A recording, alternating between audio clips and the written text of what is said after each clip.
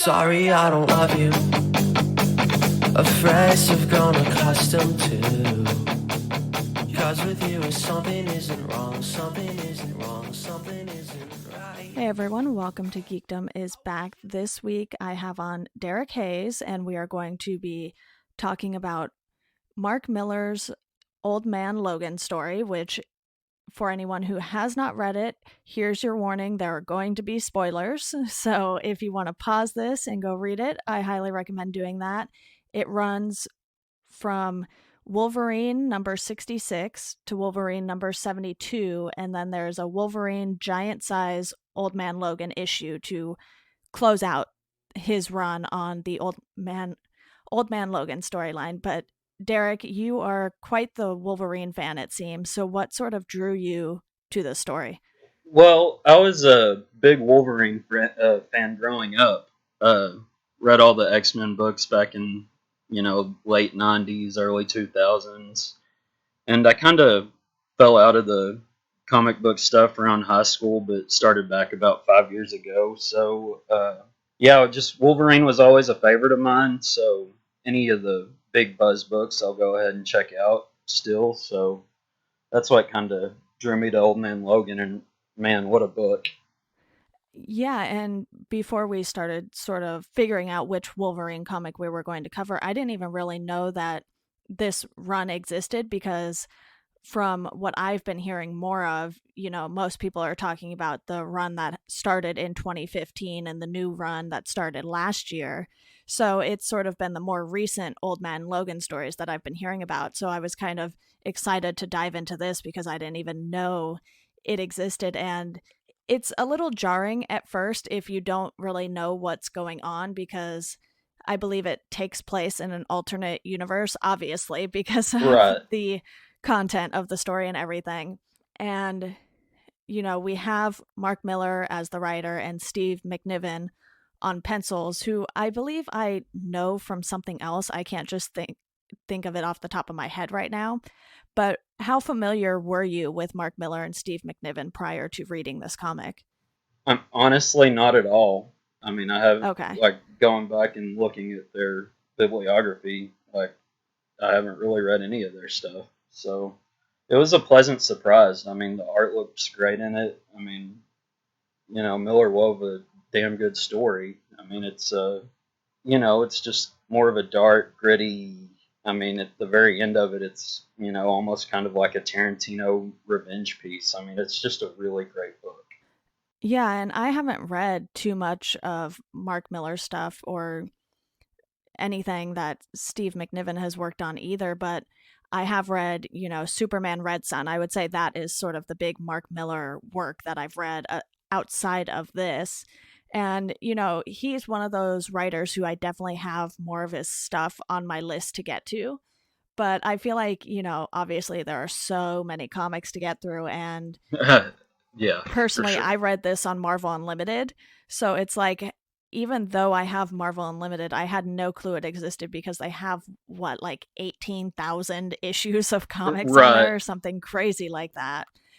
Yeah, that's Marvel Unlimited's great. I don't use it as much as I should, but yeah, I read a House of M on that recently, and yeah, it's a great service. But yeah, there's just so much on there. You could never get to it all. Yeah, definitely. And I think what I've been doing is with my library in there, I'll save the first issue of either the number one issue of a series or the first issue in a specific writer's run on the series. And Right. so I'm not even saving all of the issues I want to read. I'm just saving the first issue of a run that I want to read. And I have like over 100 things saved in there. So it's going to take me quite some time to make my way through what I've saved in my library. But why don't we sort of talk about the plot of this before we really dive into spoilers? Do you want to let the listeners know what this was all about? Yeah, that'd be a good idea. And I'd like to just throw out beforehand. I mean, there might be some loose themes and stuff tied to Logan, the movie coming out in March. So, I mean, Right. you might want to check this out before you see the movie and before you listen to this, obviously. So, I mean, it's a post-apocalyptic story. Takes place after all the superheroes are gone. Wolverine gets tricked by Mysterio into killing the X-Men. The villains organize and take over various sections of the United States, and Wolverine lives in California, where the Hulk, Bruce Banner, is taking over that area and making citizens pay rent. And it evolves into a revenge story against the Hulk, basically. So, Yeah, and you know, obviously, basically what has happened is this is taking place 50 years after Wolverine last used his claws, right, supposedly. And, we have him as an old man. And of course, he's one of those guys that's going to want to do work with their hands and everything, even though he's never going to use his claws again, right, according to him. And then we have Hawkeye come with his long hair and a ponytail, and he's practically blind and still able to drive. And I think yeah, Hawkeye sort of really adds to the comedic factor of this run here. And I think without Hawkeye being, well, Hawkeye, to be honest, right, I don't know if this story would have quite worked as well. I think, Logan really needed sort of, I wouldn't necessarily say companionship from Hawkeye, because he's just being himself. And, they were all superheroes at one point. right. And I think without him, the story doesn't even unfold as we see it unfold, because what happens is he comes to get help from Logan. Basically, all he wants Logan to do is navigate him across the country to deliver what we end up finding out is a briefcase full of the super serum that made Captain America into Captain America. Yeah, they're trying to make a whole army of Captain Americas, but they ultimately end up getting double crossed by isn't it Shield that's working for the Red Yeah. Skull now in it? I believe. Yeah, Yeah. And basically, it's sort of this buddy road trip gone wrong, essentially. And you sort of see these little obstacles they have to face along the way. Although I don't know if I would call dinosaurs little obstacles, but still. yeah. Dinosaurs with the Venom symbiote on it. Yeah. And Yeah, so they're it, starting in the area that is controlled by the Hulk, and then they drive through the area that Magneto originally took over, which is now conquered by a different kingpin. And, Hawkeye finds out that his daughter has been captured, and his daughter is not only his daughter, but I believe it the, was granddaughter she's of the Peter Parker. granddaughter of Peter Parker. Correct. So, Yeah. she has the superhero thing in her blood, and she's not planning to use it for the good that Hawkeye was expecting. So that's sort of when I think things really start to take a turn for the worse in this series. Right, and it's also when Logan has to start thinking again of having to fight his way out of situations instead of walking away or taking a beating as he did earlier in the book. So, yeah, I'd say that was the start of the big turn for Logan in the story. Yeah, and obviously Logan is on this time frame because we see in the beginning of this series that he doesn't have all of the money that he needs to pay the Hulks for the rent, and they are sort of these like redneck hillbilly Hulks, which I find entertaining on a whole different level. But, Yes, they're they're coming around ridiculous. asking for rent. So Hawkeye offers him a way to make some easy money. And he has to do it in, I believe, a couple weeks is the time frame that he's given. Yes, he gives him 2 weeks. And basically what happens is they don't hold up their end, and they go and essentially slaughter Logan's family before the 2 weeks is up. And, things go wrong once they hit their destination. And, because he still has his healing factor, it just takes him a lot longer to heal than it did when he was a younger Wolverine. Right. he's able to get back, and he comes back to this huge tragedy and everything. And I think, Mark Millar wrote this so well. And even Steve McNiven having the task of drawing all of these crazy things that have happened throughout this series, to see how it all kind of builds up in Logan as we go was such a smart move on their part, because, his family is everything to him. And basically, in order to get him to pop his claws again, he has to go back to that moment where he lost everything he had. Yeah, I mean, it's just a tragic story, and I mean, going back, we didn't really even touch on the fact that as Wolverine settled down after the X Men were gone, he started a family, had a wife and a son named Scott. I thought was funny, and a daughter. And yeah, I mean, just they were living under horrible, hard times, under this family of Hulk's thumb, where he couldn't pay rent. He was having to talk about selling his children's toys to pay the rent. I mean, it's just a really sad story. Yeah, and like I said, with Hawkeye sort of adding that comedic factor while he's away from his family, it sort of makes you forget about that, even if it's just briefly. But when the opening issue, it's sort of like you just see how much being Wolverine really took its toll on Logan, and he won't even go by Wolverine anymore. He's always like, that's not my name, it's Logan.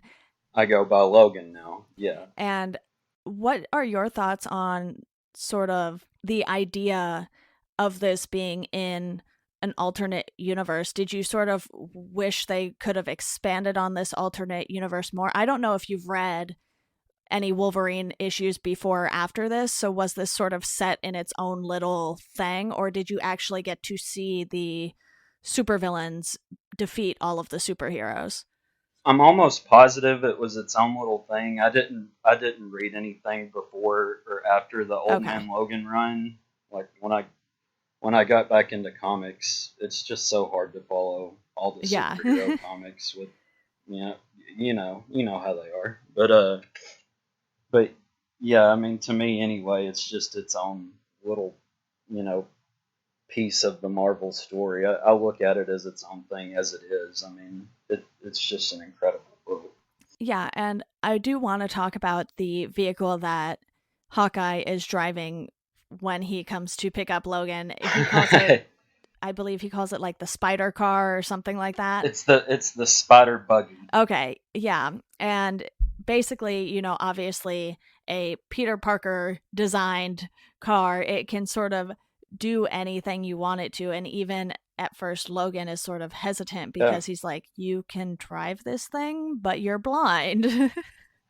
And, Hawkeye just seems to Right. have no care in the world. But when we hit that moment where he finds out his daughter has been taken, it's like he sort of becomes just as protective of her as Wolverine is of his family.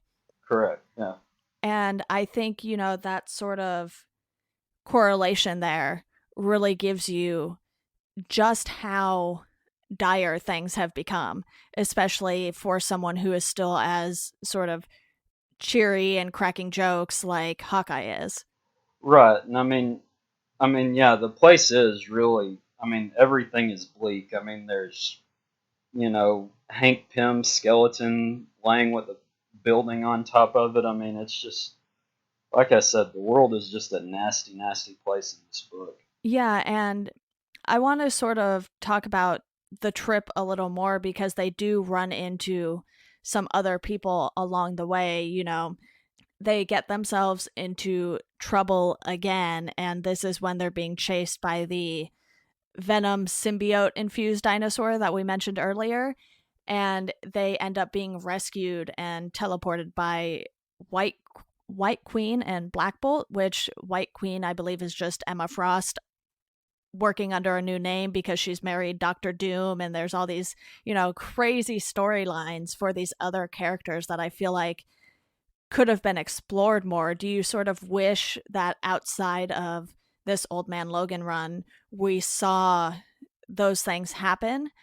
Oh, yeah, absolutely. I think an Emma Frost Doom book would be very interesting, or Yeah, you know, Kingpin with his street fighting and sending Daredevil and Punisher to a pit to be eaten by right. raptors. I mean, yeah, I mean, and Kingpin apparently killed Magneto to get his jurisdiction. Like, yeah, I would love to see all that stuff. That would be great. Yeah, and with White Queen and Black Bolt, they're sort of living in this, it's almost a fantasy world because Emma Frost is using her psychic abilities to make everyone see sort of what they want to see.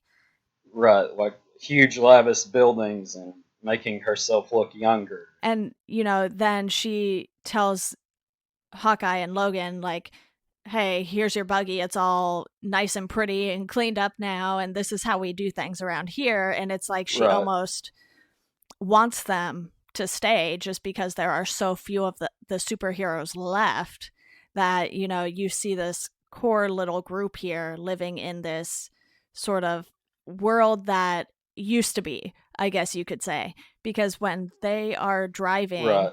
the buggy across the country, it's just so barren and everything, with the exception of, I believe, two or three places that are sort of more built up and have a lot more going on. Yeah, I mean, there's basically like four sections of land now where everything's happening.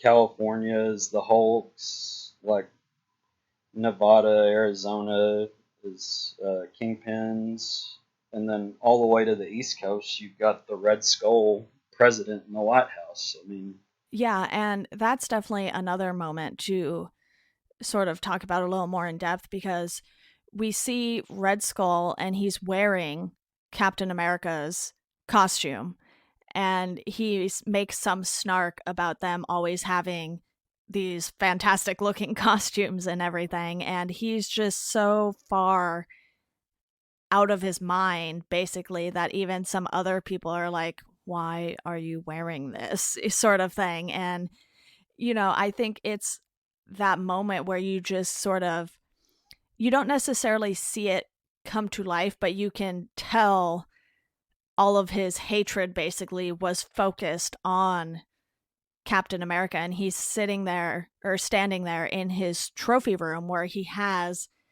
Captain America's shield up on top, and then he has Iron Man's suit, and it's sort of like anything having to do with Captain America and the Avengers, he just wants to, in a way, destroy it, but then he wants it for himself at the same time.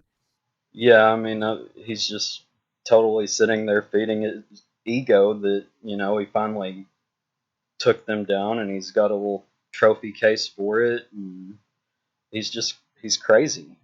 Yeah, and I think that sort of makes that moment where, Wolverine takes them all out even better because, Hawkeye does not have the regeneration powers basically that Logan has. So it's like, okay, we know Hawkeye is gone. And as a result, Logan sort of goes all Logan on them, but he still refuses Pop to his pop out claws, his right? claws, and instead he's using the trophies against Red Skull. And I think that's just such a great moment there that it's like, Right, using Cap's shield to, I mean, to basically take his head off. I mean, you can't get more badass than that. right. And, it's like he can still fight the good fight without having to use his claws and everything. So he still has this fight in him when he needs it. And I think that's just such a cool side to see of Wolverine because we're so used to him just resorting to his claws for everything. And it isn't until he gets back and he literally takes the Iron Man suit, puts as much of it on him as he can, and just tries to fly himself back to his family because he knows he's on a time crunch. And, we see him ignore all of the warning signs that the fuel rods are running out, and he has this crash landing basically, and he's still in such a hurry to get to his family that he's sort of yelling at everyone who gets in his way. Yeah, hitting them with the briefcase full of money he took from Red Skull. But yeah, then he gets back to his house, and I guess it was his neighbor there. They tell him basically the Hulk's got bored, and they killed his family before 2 weeks was even up. Right. So that's when, I mean, his neighbor begs him not to retaliate because that'll make life harder on them. And Logan's just pissed. He finally pops his claws, and that's when the the last issue, the giant sized issue. I mean, like I said earlier, it's basically a Tarantino revenge story from that point out. Just super violent and very creative ways of killing people, and just a big finale to the story.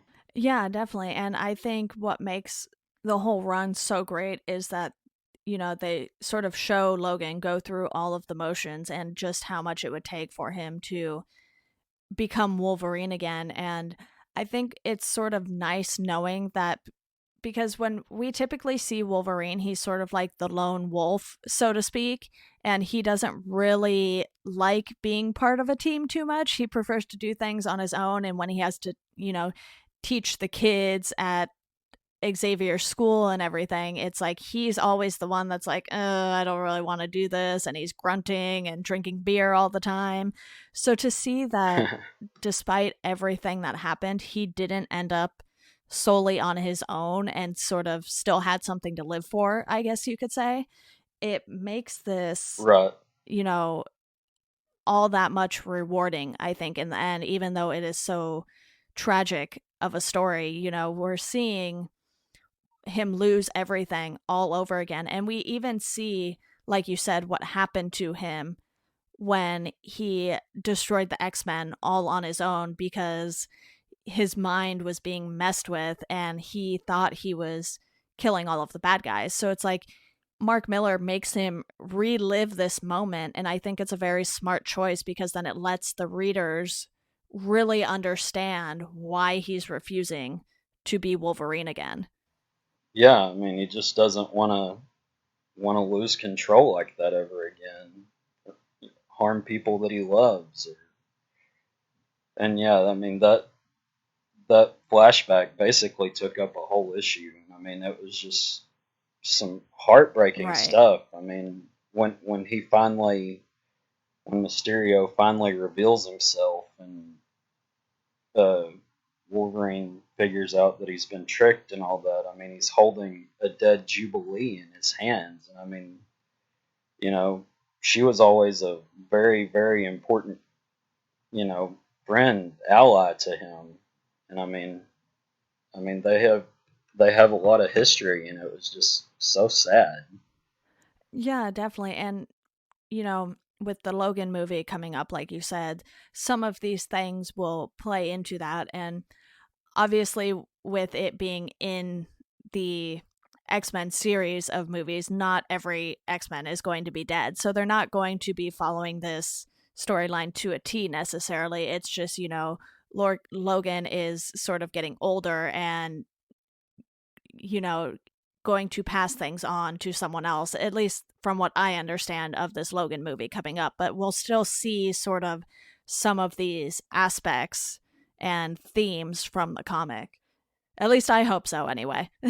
Oh, totally, I agree. My little working theory is that Xavier was some kind of a cause of death for the X Men or something like that, and that's why they're all in hiding in Arizona or wherever. Yeah, and with the giant sized issue as the final issue, like you said, we sort of see him going through and killing everyone in the Hulk family, including Bruce Banner. And the way that happens is, Bruce eats Logan.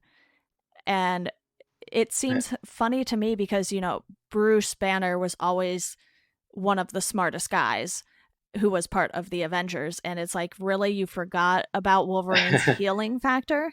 Even though he got old, he's still Wolverine. Nothing has changed about his biology, really, except he gets older like everyone else.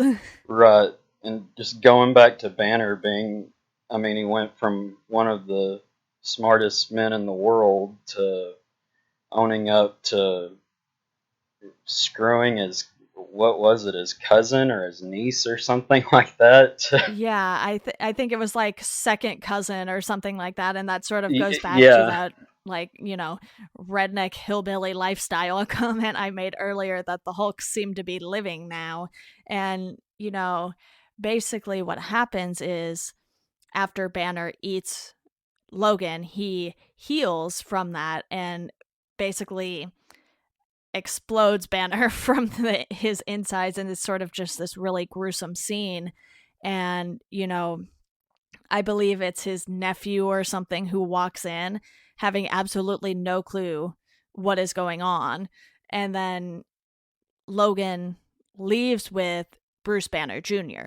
because the baby is sort of truly the only one who doesn't understand what's going on, and basically he wants to raise Bruce Banner Jr. to not become like his father, is sort of my understanding when this whole thing ends.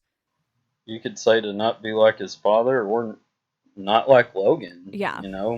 He has a fresh chance to, mold something, do something good, you know. Yeah, and he even makes the comment about Bruce Jr. being the first member on his new team. And it's like, okay, well, I don't really know what a baby is going to do for you right now, but I understand, the But point. at least it has Hulk powers. Right. Right. And, he's just going off and traveling by horse with Bruce in a backpack, basically. And I think Yeah.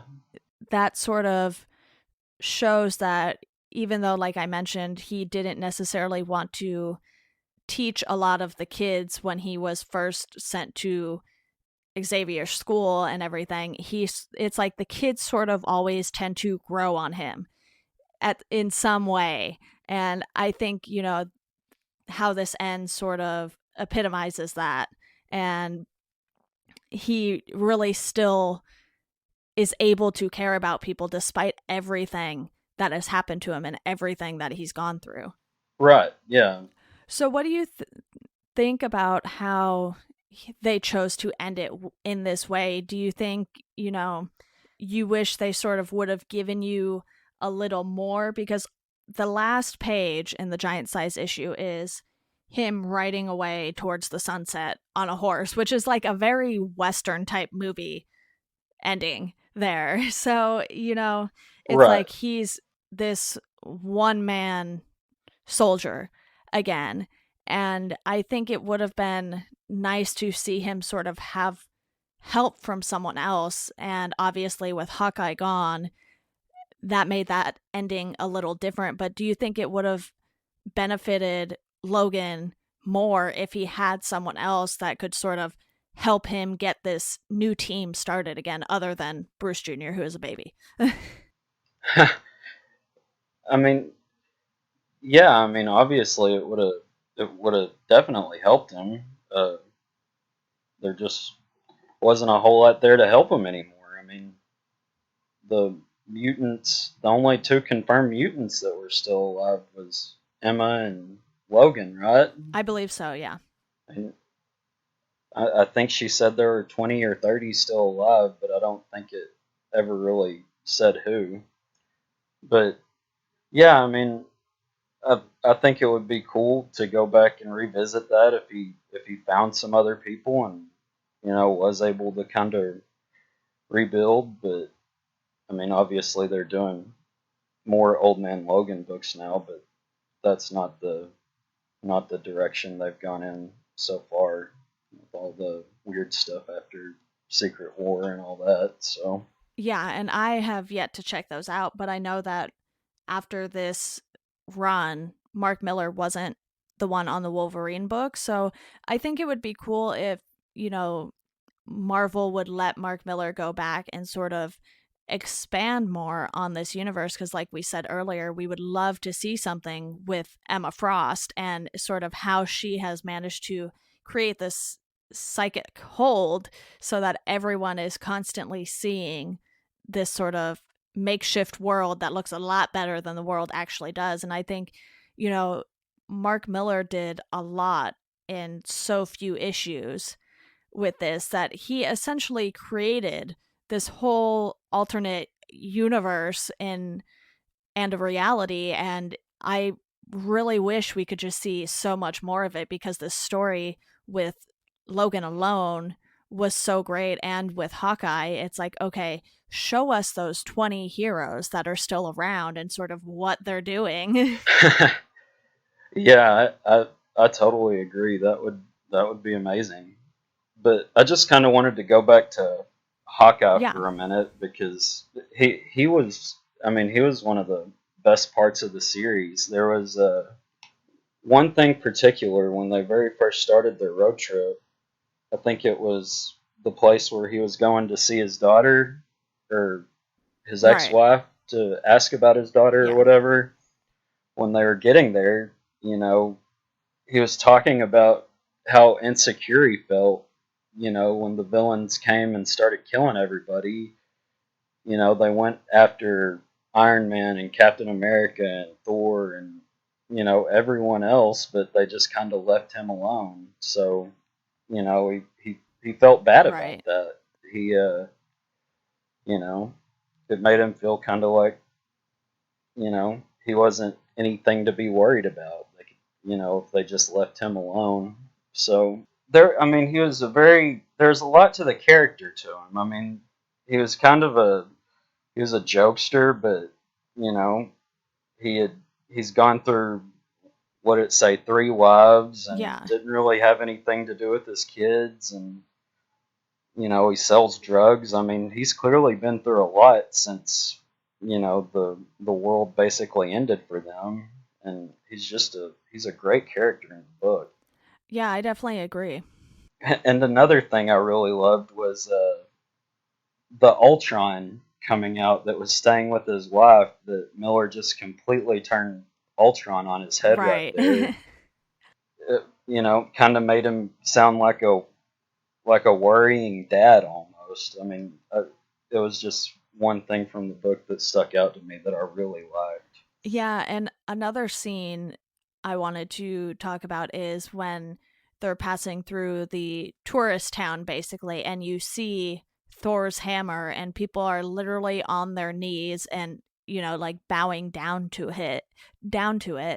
And I think that was just such a powerful page in itself, because it's like, it's so surreal that these heroes are actually gone. And these were the heroes that were literal gods and, you know, superhuman. And then you have Hawkeye, who's sort of just this guy with a bow and arrow. And I think that sort of plays into a lot of the reason of him feeling bad and everything, that they went after all of these people. And, you know, he's just a guy to a lot of people, and he just happens to be very good with the bow and arrow. So to these supervillains, you know, Hawkeye alone can't do much about the majority of the supervillains out there, because he doesn't have the same abilities that a lot of the other Avengers had. Right. I mean, and especially now, I mean, he's a blind guy with a bow and arrow. I mean, he, you know, in Red Skull's eyes or Doctor Doom's eyes, I mean, he's not a threat at all. Yeah, and I imagine it would be very hard to get an arrow through someone like Doctor Doom. There's a great little meta joke that Hawkeye made as well about, you know, heroes don't come back in shiny new suits anymore, any of that I really appreciated in the Right. book, poking fun at Marvel right there. I mean, you know, no death ever stays. Yeah, exactly. And obviously, when we see Hawkeye go down, it's like, wow, they really can't sort of fend for themselves like they used to. And, you know, as the story ends, we really see that Logan might be the only one who can sort of bring back a revolution of heroes, essentially. And make things probably not quite to the way they were before, but something closer to that time. Yeah, I mean, just even a little bit normal would have been better than what they're at now. But yeah, that would be a lot of work with the Right. what are those mole men people that are sinking cities into Oh, the and I believe they're called moloids. yeah, yeah. They'd have to dig up a few cities and there'd be a lot of work to get things back to normal in that universe. Yeah, and not to mention you still have this venom symbiote running around attaching itself to dinosaurs and everything. So aside from these big crime lords that you have taking over specific areas of the country, you still have a lot of these little problems that you have to sort of get through first before you can even worry about taking things on a much bigger scale. Right. Yeah. I mean, there'd just be a tremendous amount of work to do and still a lot more bad guys to fight to get the world back even sort of right. But I totally agree. I wish that they would give Miller a license to go back and tell some more stories in this world. Yeah, and I think the way he crafted each of the heroes that were left and even each of the villains that we saw, he did it so well in so little time, too. It's like, okay, you see Logan and Hawkeye saved by Emma Frost and Black Bolt, and it's like you instantly know what they're doing, why things look this way, and then, they move on to the next thing. And there's just so much there that he could easily expand on that I wouldn't say it's disappointing that it didn't go further than this because this story is so great in itself that it's like, okay, even if this is all we get and it's all we have at the moment, it's still good enough. And it's really a great Wolverine story. Totally agree. Yeah. And the Jeff Lemire stuff has been good, but it it totally takes Logan out of that world from that Miller made and puts him back in the present time, I think, and it's good. It's just it's not what Miller did. Yeah. And here it says that this is taking place on Earth 807,128 or something like that. So, it's not even remotely close to the regular universe that the rest of the characters are usually in, I would say. And I don't even know if I got that number right. I think I did. Either way, it's like totally different. It's not just like Earth 4. It's like they picked this very long number for this to take place on. And so you sort of at least know that this is taking place outside of the continuity, basically. Right. Yeah, those Marvel and DC timelines can be a real chore to keep up with for sure. Yeah, and I think it's really nice to sometimes have stories like this that have absolutely nothing to do with any other comic book series going on because I know not everyone is a huge fan of events, but when we had the first Civil War happen in Marvel Unlimited, if you read every single tie in issue, you are going to read 98 issues about the same event. And, that to me is a bit much. I think I got maybe halfway through it. And then I sort of gave up because I was like, okay, I don't see why this needs to be happening, because you could just read the main Civil War title and understand completely what is happening. So I'm glad that while I would like them to spread out and sort of explain the other characters, I wouldn't think they would need it all to necessarily intertwine with Old Man Logan, if that makes any sense. No, that makes total sense. But yeah, speaking of to Civil War, I tried to consume that series that way, reading all the tie-ins, and Yeah. I finally just gave up on that. I mean, I didn't need to read all the new Avengers stuff and all that, and just started reading the main event books, and then like Spider-Man and Iron Man. You know, Yeah, you sort of just pick and choose the main characters you want to focus on for the event and go with that because, I think Civil War 2 did a similar thing. I haven't read it yet. I'm sort of waiting for the whole thing to be on Marvel Unlimited because I know with the delays and everything in that, a lot of people were sort of getting tired of waiting for it to wrap up and everything. Like it sort of got dragged on a little too long. And, with stories like this, I feel like it's just a nice little break from these big events that Marvel seems to do every year now. I mean, yeah, that's right. They do seem to do a big event and change things up about once a year now. Yeah, Yeah. is what they have Secret Wars and then Civil War. And I think they have something coming later this year too. Probably. I'm not sure if they do or not. Well, I think that wraps up everything I have to say on this. Is there anything you want to make note of before we wrap this up? Yeah, just as a kind of silly aside, going back to Logan and his new life.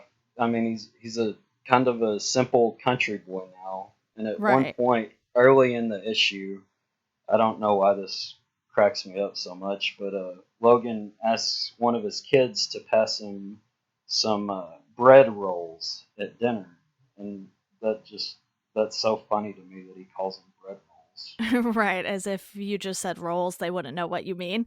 Right, like I mean, you don't go to an Italian restaurant and say, "I want the pasta spaghetti" or whatever. You know, it's Right. just Right. I want the pasta with the noodles, please. right. Yeah, but going through, yeah, pretty well.